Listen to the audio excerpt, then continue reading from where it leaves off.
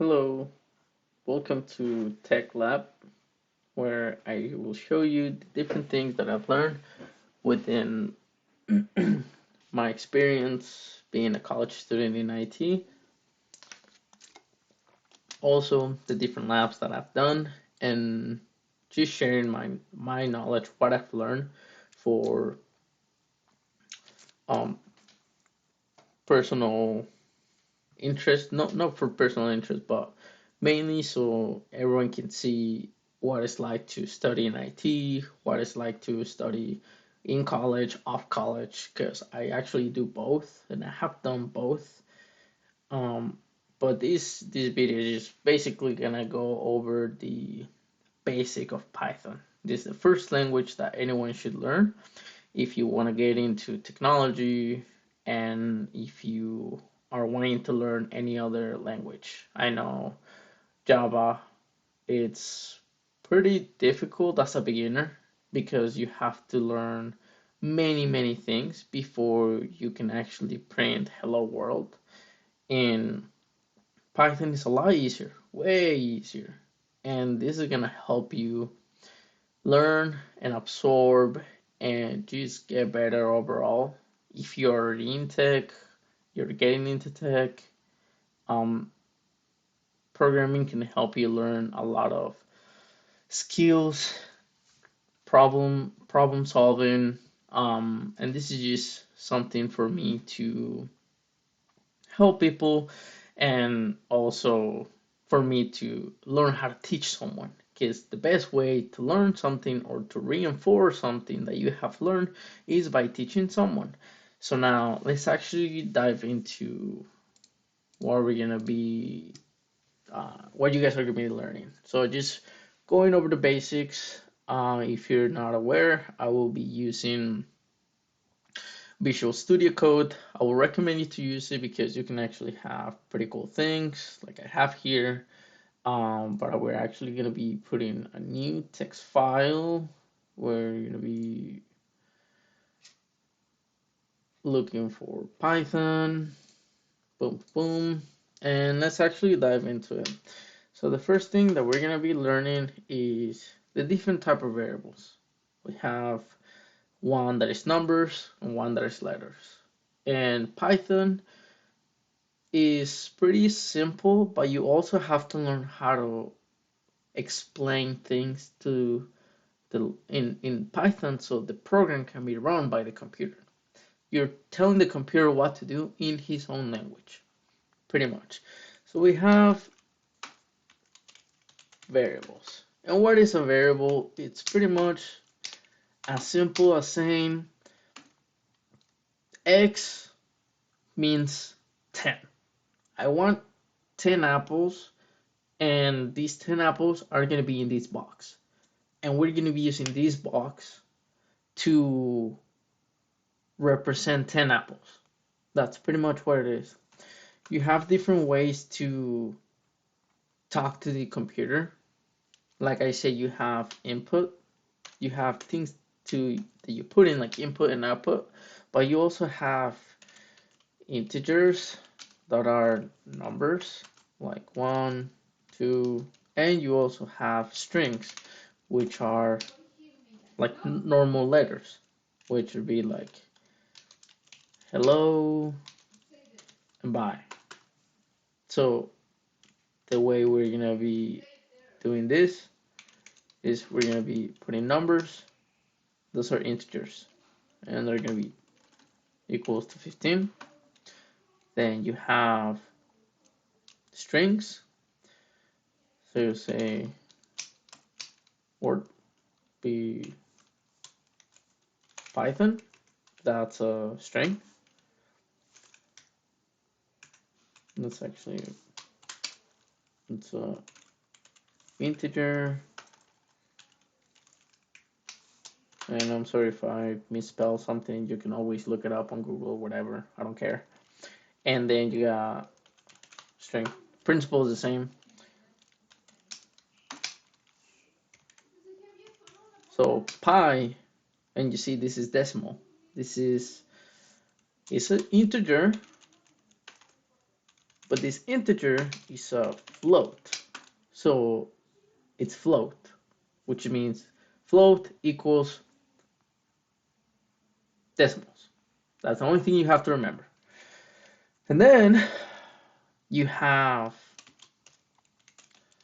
booleans.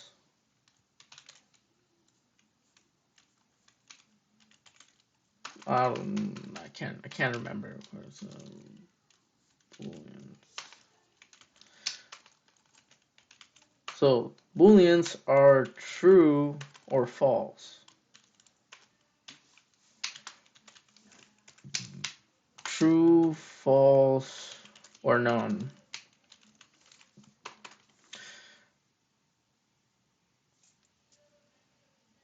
Now that we have known about the different data types that Python uses so it can understand what we're trying to tell the computer,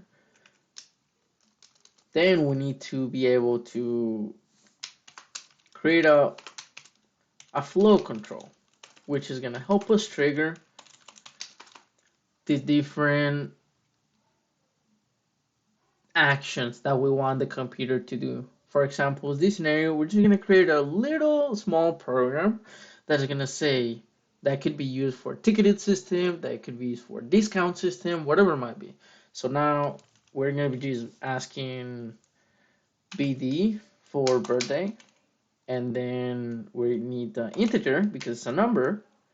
And remember, to ask for something, we have to use an input because we're asking the user to give us something so we can trigger that program. So the way you do this is you put a variable that's equal to an integer, and because an input is gonna allow the user to input a piece of information so it could be used in the program. So tell me your age. Simple as that.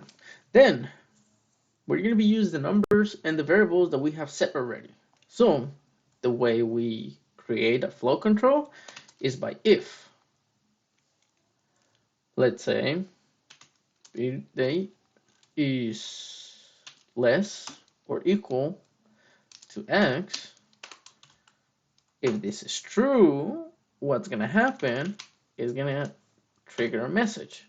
And the way that you display a message and a string, like I said, is going to be u fee is $0. Perfect. Best way, $0. $3.99. Perfect. So if is going to be the first action that's going to take. So if I say 9, because 9 is less or equal to 10, it's going to trigger your free is $0. Now, let's do the second option. And we're going to use elif. Elif is to tell the program that if this is the first option, this is the second option, and this is the third option. So the second option that we're going to be using, it will be elif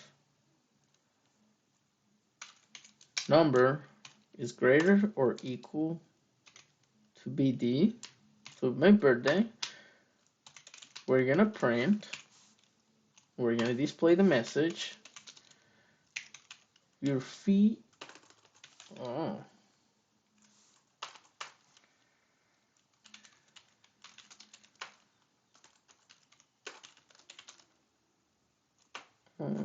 let's say you have to pay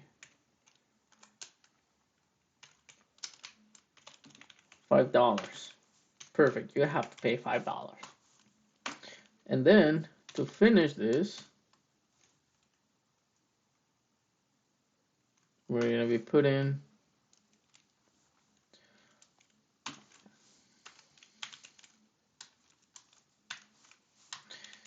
you have to pay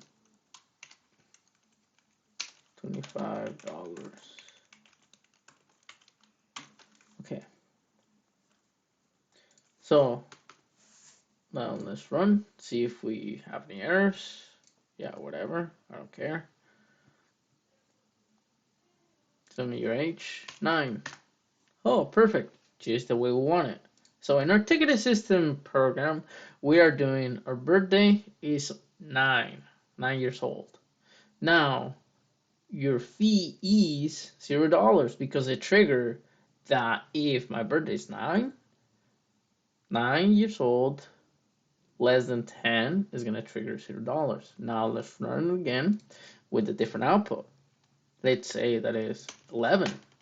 Oh, because you're 11 years old, you have to pay $5. Now, let's run it again and let's say that I'm 65. Oh, because I'm old, I have to pay $25. You know what I mean? So L if and else is going to help us control the flow of the program.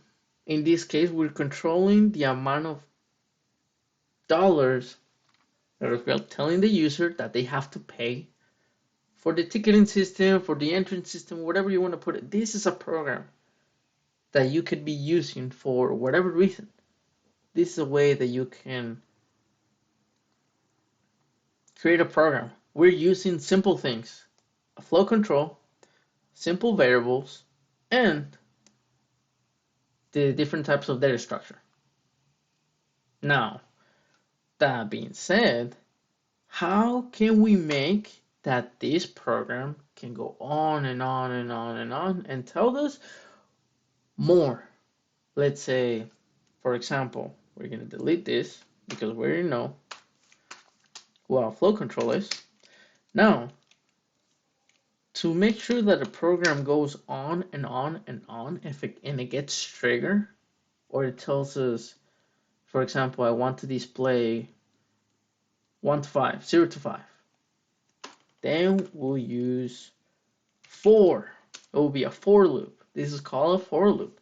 For I means anything. You can pretty much, you can put you can put any, like, you can put like range, you can put number, like it doesn't matter. Like, I like to put I because it's easy to remember. But if you have like 1,000 lines of code, you're probably gonna put number. So if number, okay, if number in range, because we're looking for the range. So the range from 1 to 5, the range from 1 to 1,000, and we're gonna print number. Let's see how it goes. Perfect. So what's happening here? What's happening here is that we are using a for loop to do an action the amount of times that we're going to tell them. The range from 0 to 5, that's what we're telling. Give us the range. Give us the numbers from this number to this number. Once we have that, display it, please. And the way that it's going to display each number is by telling, for example, it's going to go 0, which is here, and then print 0. And then it's going to go 1, 1. Put the number 1 here, and then print it. And it's go on and on and on and on. It's like a cycle until it says, oh, we hit 5. That means that we got to stop. That's our stop. This could be used, a for loop could be used for a program that says we only have 1,000 tickets, so we only are gonna be given the option to pay for 1,000 people. And I'm like, oh, well, you don't wanna go like this in your program, like print 1. Okay. Print 2. Nobody got time for that. So, which There's nothing wrong with it. Like, you can go 1, 2, 3, 4 if you have the time of the world, but we're programmers. We're trying to be efficient. We are trying to create great things, not mediocre things. And I'm sorry to say that, but it's the truth. So, the way that we want to use this, the way that we want to create a program that can go multiple times without us making a lot of effort, is going to be using a for loop. So for I in range, let's say 1001, we're going to print I. So what we're telling the program is what I said before. In this range from 0 to 1,000, from 0 to 1,000, from let's say from 0 to 1,000, we need to print each of these numbers. Can we do it without sacrificing time and effort? Yes. Check this out. Boom. Easy, easy peasy. And if you want, you can create a program that allows you to from go to go from this number to this number is going to allow us to print this amount of tries and this amount of tickets. And once those tickets are done, it's done. You can create that with these little things. But that's something for another time that we're going to be actually doing. So stay tuned. Um, Pretty much the thing that you have to remember, just to close, is the different variables, the different data structures, the way you control the flow. You're telling the computer, hey, I want to control it this way. Hey, I want to control it that way. And the loops is going to help you. Okay, we need to make sure that the amount of users that use this program is not more than 1,000. It's not more than 10. It's not more than 5. And the way we do this is by this, creating this, using these principles. So that's it. That's all I got. Yeah, that's all I got. It's this is pretty much the basic of it, and you can play around with literally what I had before. Um, yeah, this is pretty much the basic of Python. If you have read 2 courses and you don't understand, and you got a little bit lost like me, these are gonna be this great way for you to learn because I really explain it really simple. I'll be creating programs, I'll be creating and showing different types of projects that I've done in the past so you guys can learn, apply, and also think about a little bit outside the box and be like, hey, I never thought about it this way, I never thought about it that way. So yeah, this is basic of Python, and bye.